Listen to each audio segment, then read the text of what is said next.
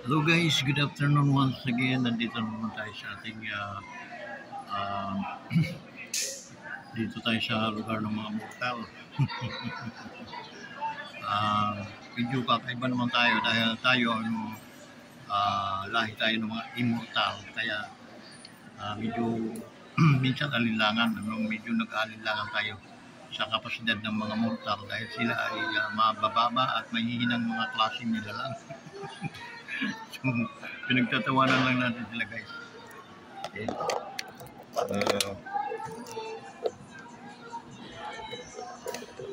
In a way, yeah, anyway, Japanese turtle. Anyway, Japanese turtle. Ayun nga pala sa ating shoutout nga pala sa ating kapwa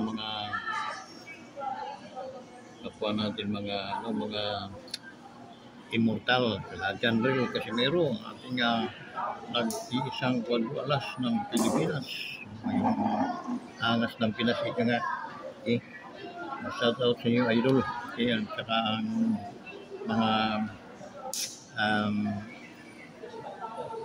ang team Casimero, no? Pina Jason. No? So, shoutout. Panibagong araw, panibagong vlog na naman ang gagawin natin sa mga oras na to. Guys, good afternoon to all of you, no? Shout out sa ating mga OFWs that scattered around the world.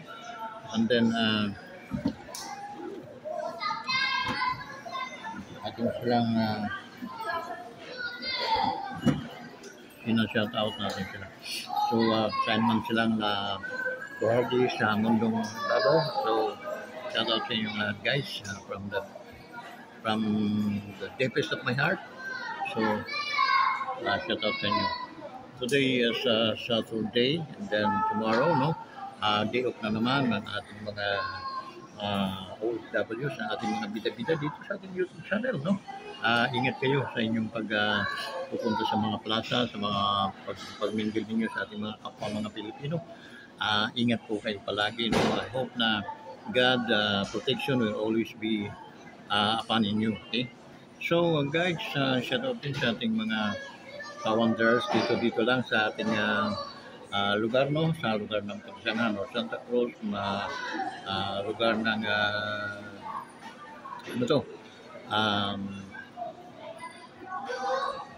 Magdalena, and then lugar ng Lumban, and then the rest papunta na ng Sinaloa, no? Mga taga Paiti, and then ang mga taga San Antonio, no? San Antonio, and then yung mga puntang Kabinti. Dito naman tayo sa Liliw, and then Mayhay. So shout out sa inyong lahat guys, hanggang ako tayo sa hanggang Nagkarlang, no? Nagpapa-shoutout na pala ang mga taga Nagkarlang. Shoutout sa inyo lahat. So guys, today nagkakagulo-gulo na dito sa mundo ng mga mortal dahil mayroon silang darating na eleksyon, buwan ng Mayo, no? May eleksyon sila. So mamimili na naman sila ng panibagong nilang leader. Ang aking payo pa kanila bilang isang immortal na tao, so sabi ko, kailangan mamili kayo ng karapat-dapat at yung medyo maasahan. May utak, may talino, mayroong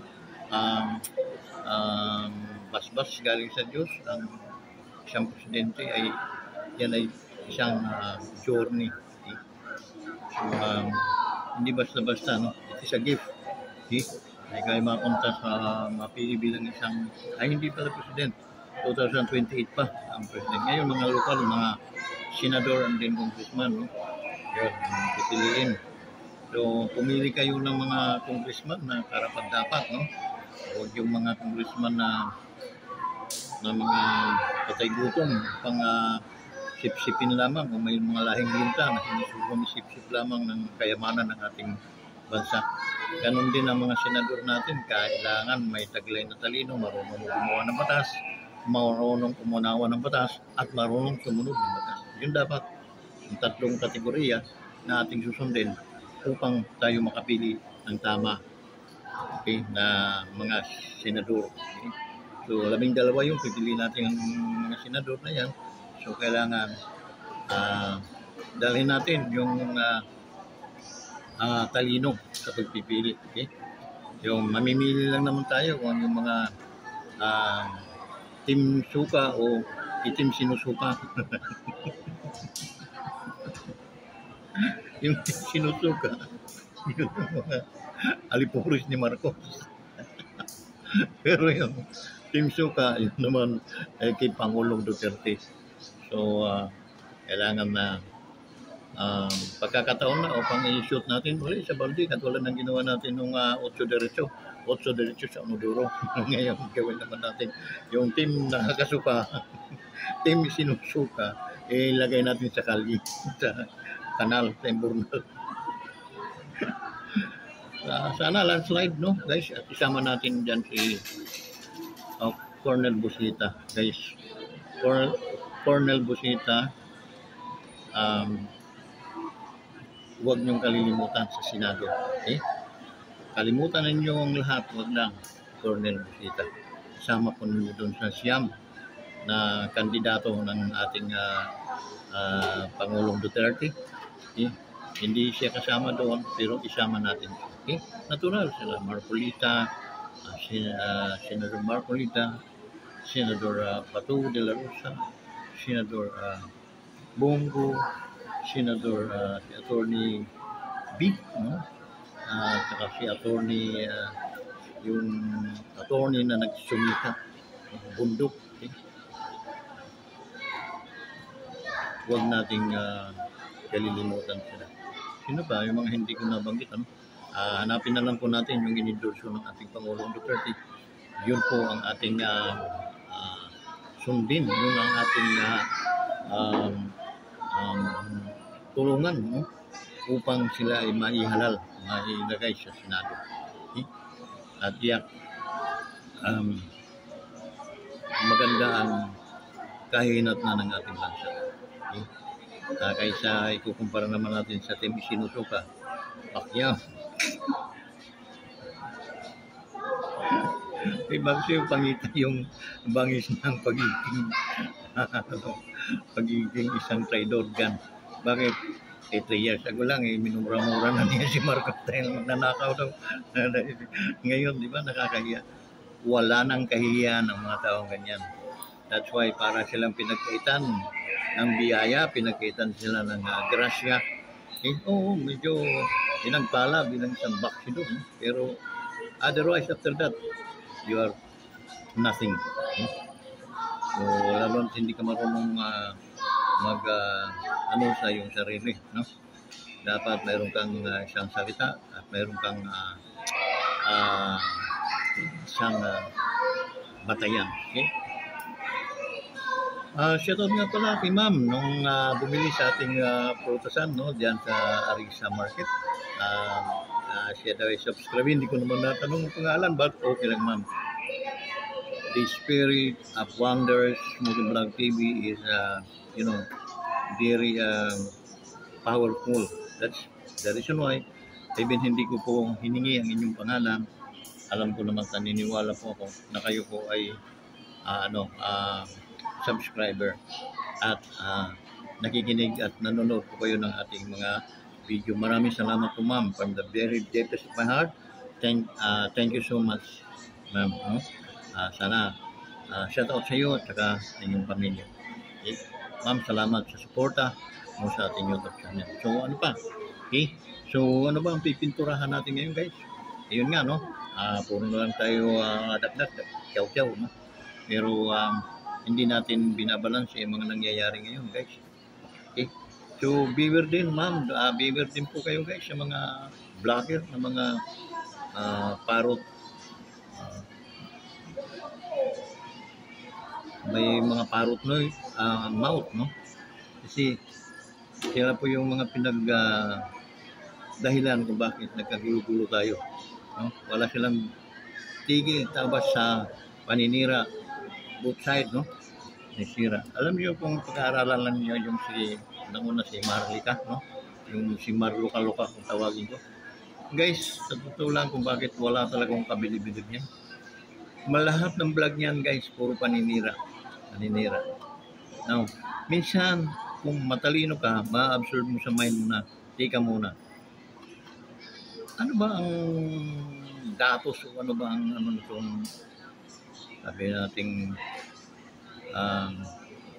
hindi makatawa hayop na lang tawagin natin.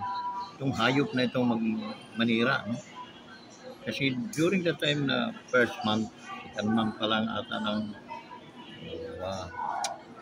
wala pa siyang taon na ano ang BBM no as a president, sinisiraan niya. Sinisiraan in the sense na wala naman siya dito. Okay? And then, siguro binabato lang sa kanya, and then sa kababaton niya, iko-content naman niya.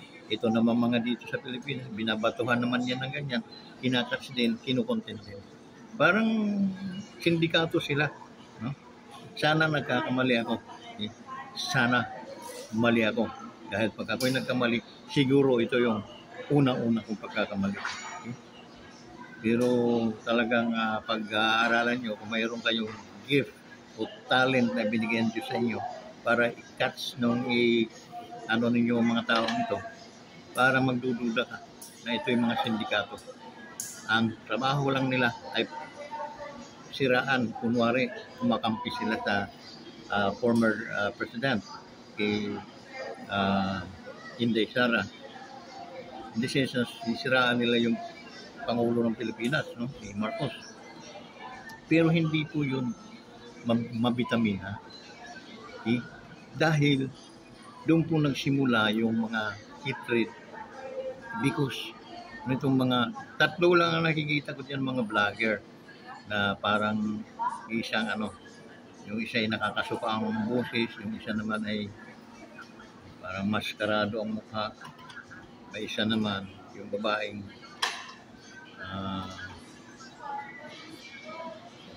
tawagin lang natin ng babaeng kindat o babaeng bunda no? Si Lucarit si Mahar Lucarit yun lang sila ninira no? So sa kababato-bato kasi yung mga general nagikisaw-saw noon saka masyado silang catching doon sa kung ano yung sinasabi ni Mahar Luca, yun din ang kinukontent nila no? Ganon hindi sila parang nagiging mababa ang tingin ko sa kanila kasi si Mahar Luca ay nasa ibang bansa, nasa United States, sila nandito sa Pilipinas, binabatuhan lang nila yung sila ni Mahal Luca. And then, kinukontent naman nila. Okay, parang, paano ka maniwala doon? Wala naman dito yun.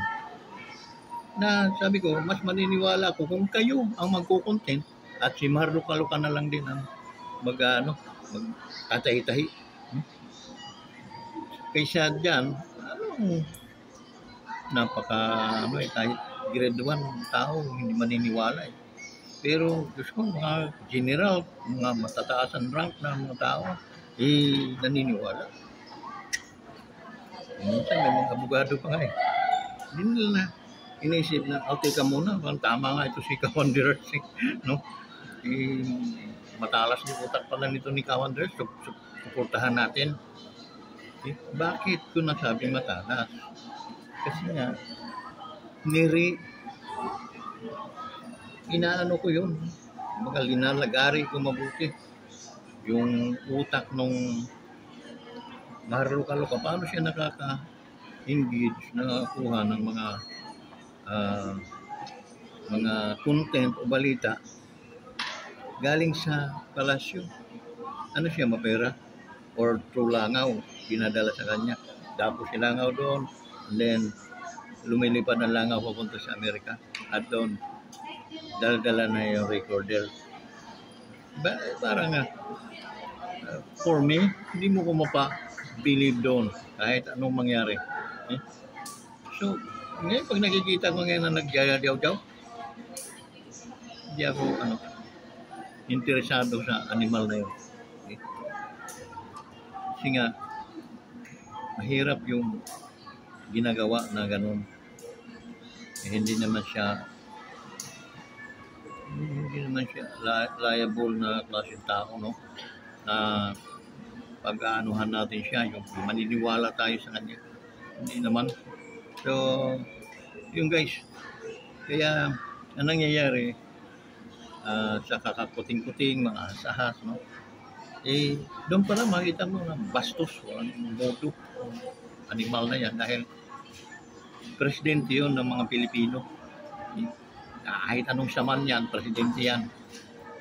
Yun ang hindi nakaano sa kanyang utak na kinalad na siguro sa kalsada. Kahit anong sama ng taong yan, he is still a president of the Philippines. Unless mapakalis niyo yan, saka lang. Pero dapat gagalang kayo being a king, no? Being a president. Galang natin. Yun ang tunay na Pilipino. Magalang. Kumbaga sa military, do first before you reclaim. Gawin mo muna bago ka magreklamo. So yun guys, na ginala na lang natin sa tawa kasi ito na ngayon, anong bunga? Sabi ko noon sa mga vlog ko, ang bunga niyan ito, magkakagulo-gulo talaga yan. Bakit? Ay yan si Marcos sa totoo lang, nasubaybayan ko rin yan simula ng senador pa yan hanggang sa naging tumakbong vice president, tumakbong presidente, naging aspirant siya bilang president, no? Kita mo yung busilat na ganyang puso. Yung pala ngayon ang nangyayari parang naging bobo na yung yawa ni, no? Kumbaga nagpataka-taka na lang siya. Yung pag inabutan mo ng litra, babasahin, literal, no? So, yun si Marcos. Kaya ang nangyayari, puro kasinungalingan, puro fake news yung mga nangyayari. Kasi nung, imagine mo suna mo, no? Suna, dapat in every words na lalabas sa bibig mo, make sure na 100% totoo. Hindi man nangyari, pero ginagawan mo ng paraan upang maabot mo kung ano man yung mga values ng mga sinasabi mo. Mayroon, it means binibigyan natin ng values yung bawat salita. Okay? Maging matuto tayong tumupad sa mga pinagsasabi natin sa ating mga bunganga. Okay? Ano sabi? We have 5,500 flood, yung tigil sa baha. Sa galit ng Diyos, binagyo after 2 days, bumaha ang Metro Manila. Bumaha hanggang Bicol. Okay? Ano sabi? Ay wala, binangga ng barko, kung di ba naman bungaw talaga itong tragis na to. Huwag kang maniwala kasi dyan, President, Mr. President, sa mga ibinubulong sa iyo. Open your ear, open your eyes. Tingnan mo kung totoo o hindi. Evaluate the words na binibitawan mo and then saka ka maging seryoso magsalita. Okay? Binulungan ka ng demonyo na, ito, siraan mo itong mga kandidato ni Duterte. Okay? Sabihin mo, pinabili lang ng mga suka dyan, tapos nakakuha ng COE. Yung naging kandidato na. No? Hindi ka na nahiya na puro abogado, karamihan dito sa mga aspirante ni Pangulong Duterte, karamihan dito abogado. Okay? While dyan sa iyo, puro mga bungaw ang mga yan. Hindi mo nakita yung na parang sila ang siniraan mo, yung mga tao, mga mo, dan sa siraan mo sila. Dahil wala kang masisira doon sa mga ni Pangulong Duterte. Dahil they are strong enough, they have the mind. Eh? Mayroon silang pinag-aralan. Compare sa iyo. Tsaka sa inyong ano. Tulad yan. Ano ba yung pinagmamalaki mo sa Vice President natin ngayon? Your Vice. Your Vice. She is a lawyer. Compared to you, you are nothing. Eh? And Mr. Duterte, the ex-president, he is also a lawyer. Asan ka? Ni mga lahati ka doon, wala, di ba? So, gano'n lang kasimple yung guys. No? So, medyo masakit. Pero, tanggapin mo dahil totoo. Hindi ako tulad ng mga vlogger dyan na mga, para mga siraulo. Ang tawag ko mga siraulo. Doon sa tatlo yan, si Marlo Calupa, yung dalawang mama, yung isa, namamaskara, parang Bombay na walang ligo, no? Din yung isa parang sakpat ng pakinggan ng boses, no? Guys, hindi napaka ano. So, ganito yung guys, no? Kailangan nating maging seryoso sa pagsasalita. Mr. President kasi, no? Lahat ng mga kalokohan ng mga congressman ay ikaw nagre-reflect sa iyo. Ikaw ang nasisira. Dapat yun. No? Alam mo na. Anong gagawin? Kuha ka ng latigul. Pag lalatiguhin mo yun, hubot-huban.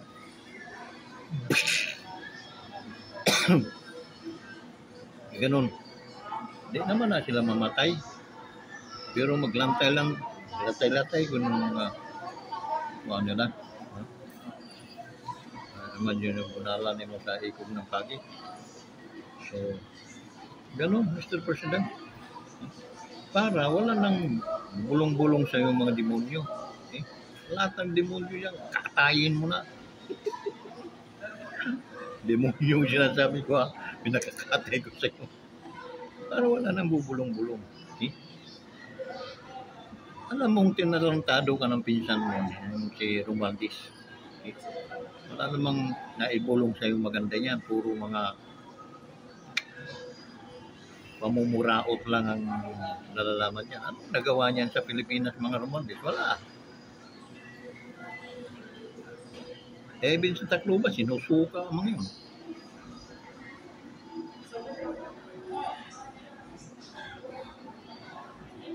Because wala naman talaga sila. Ang pamilya nila ay mahirap. Kaano lang yun dahil kay Marcos. Ano, hindi ka natuto. Dapat doon ka nag-seryo. Teka muna, pinsan, talagang biting kita patiwari pag ganyan ka. Eh, huwag mo akong subukan. Marcos ini. Lumalbis ka lang. Dapat pinakain mo yung sinabi ni si Aquino. Lumalbis ka lang. Kain mo lang. Lumalbis ka lang, Marcos. Kaya huwag kang magbinuang dahil lugito na kung ano yung mata. Takot yun. So, ganun lang. Mr. Marcos. So, ano nangyari? Wala na. Watak na ang unity team na sinasabi. No more unity team anymore. Ang ginawa mo, na sobrang kabalbalan, ayan, binarkada mo na yung mga taong nagsisigaw nung araw ng malulupit at masasamang mga sigaw, kasira ng iyong mga magulang. Kung tutusin yung mga isinuka ng inyong pamilya ng mga tao,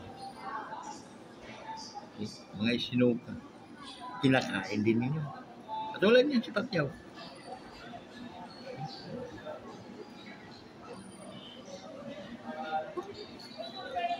May mga video, panoorin mo. dapat na pakinggan mo. Pagyaw, sensya ka na, di ko talaga matanggap yung mga pinagsasabi mo sa akin. Tigilan mo na lang kami, huwag mo ka na lang kita-kita sa akin, baka ako'y masatanasan pa. May mangyari pa sa'yo hindi nananais. Angat yan. Trapo ang dating. No? So, ganun guys. No? Maraming mga bumubulong sa'yo na pinakinggan mo, yun ang naging sanhi yung pagbagsak mo. Hindi ka na lang nakontento doon sa samahan ninyo at sa mga Duterte. Kasi sinuway mo, sinunod mo yung sarili mong ego, okay? Na ikaw mayroong malaking utang sa kanila.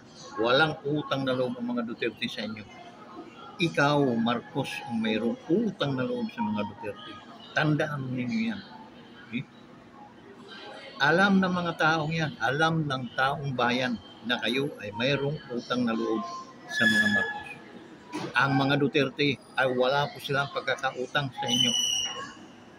Walang pagkakautang sa Romualdez, kamag-anakan mo, wala rin pagkakautang sa mga Marcos. Kayo ang mayroong utang na loob. Anong ginawa mo?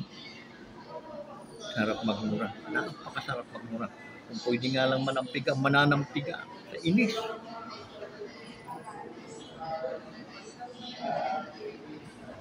Dahil saan ba nakuha yung galing din?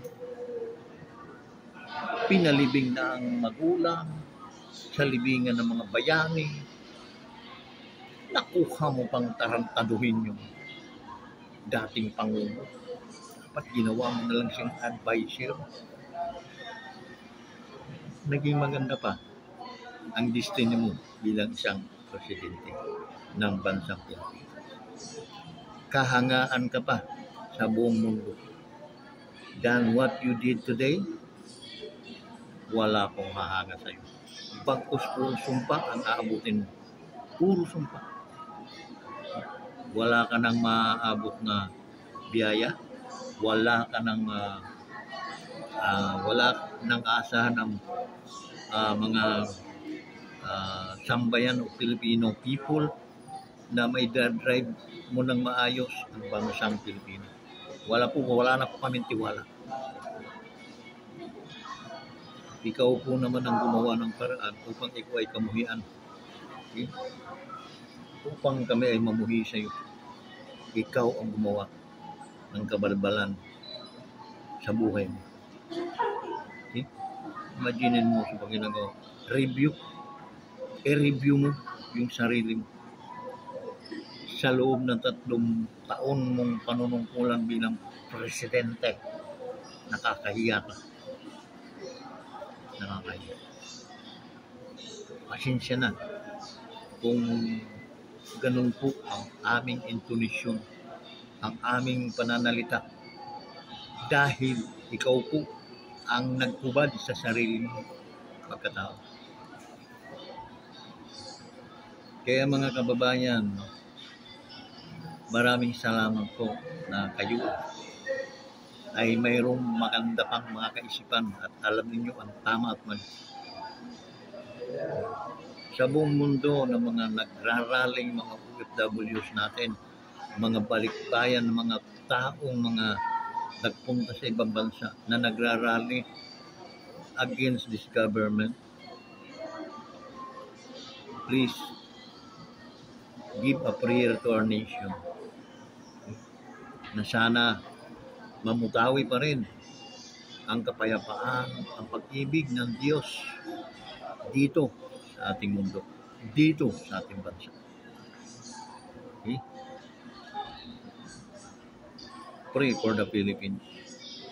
Sa ating mga Muslims brother,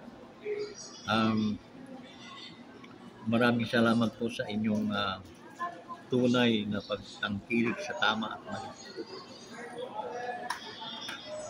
Hanga at saludo kami sa inyo, mga brothers. Hindi man tayo magkaparehas ng mga pananampalataya o paniniwala o relihiyon sa madaling salita. Ngunit, we have the same color of blood. Okay? Iisa po ang kulay ng ating mga dugo. Okay? That's the reason why we are salute to you. The Wonders Motovlog TV are salute to our brothers, Muslim brothers. Please support my YouTube channel, Wanderers Motovlog TV. To those hindi pa nakapag-subscribe, kindly please like this video so that makilala din tayo at makatulong tayo doon sa mga nangangailangan. Okay? Thank you so much guys for the support. So hanggang dito na lang guys. Maraming salamat po sa ating mga solid ka-wanderers. Maraming salamat sa tulong ninyo, no? Sa support ninyo. May nagsusupport po ng mga financial sa atin. Meron pong nagpadala sa atin sa GCash ng almost 100 pesos. Si Ma'am Agnes. Miga shout out po sa inyo ma'am. Salamat po sa inyong support, no, sa ating YouTube channel. And then dyan sa OFWs naman sa Hong Kong, mayroon din nag-support sa atin through GCash about 200 pesos. So maraming salamat kay Ma'am Mercy, no? So miga shout out po sa inyo ma'am. Okay? Utang na loob sa inyo para makapag move on din tayo, tayo sa ating mga gawain upang maging ganap tayong vlogger. Although napakarami natin videos, but it's a disease, hindi pa po tayo monetize. But guys, alam po ninyo ma'am na kulang na lang po tayo ng almost mga 80 subscriber para maka 1,000 subscriber tayo, para entitled na tayo doon sa na-monetize na tayo at kikita tayo guys kahit pa paano. So maraming salamat po sa inyong lahat, no? Ito, miga shout out naman kay Mr. June, okay? Sa ito from Hong Kong. Salamat sir sa 500 pesos. Okay, maraming salamat po. Pagpalain po sana ko sa ating Panginoon. Hanggang dito na lang. At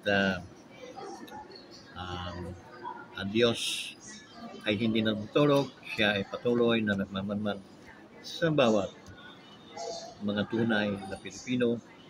At ang hangarin ay ang kapayapaan at nananatiling naniniwala sa tama na pamamaraan. Salamat po sa inyo. Ingat kayong lahat. Shout out sa inyo, guys. Ito ay yung lingkod. Okay? Mr. Vince Velarde. Maraming salamat po sa inyong lahat. Bye-bye!